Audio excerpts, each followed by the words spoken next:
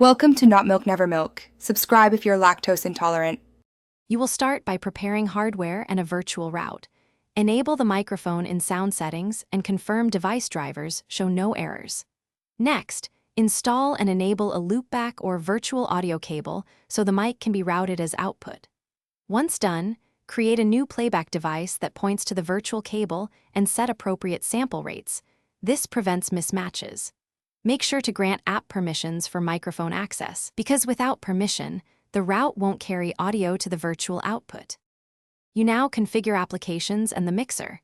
In each app that will capture or play sound, choose the physical mic as input and the virtual cable as output where available. Open your system or software mixer and route the virtual cable into the playback stream so other apps can hear it. Once done, add a monitoring channel or loopback monitor to hear what's routed.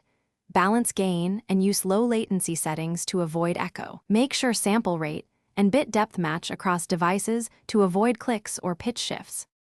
You finish by testing and locking settings.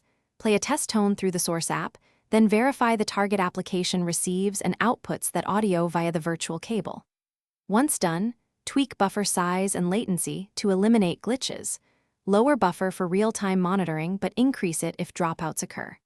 If you can't hear audio, check default playback and recording devices, confirm microphone permission for each app, restart the audio service or driver, and reboot if necessary. This resolves most routing failures.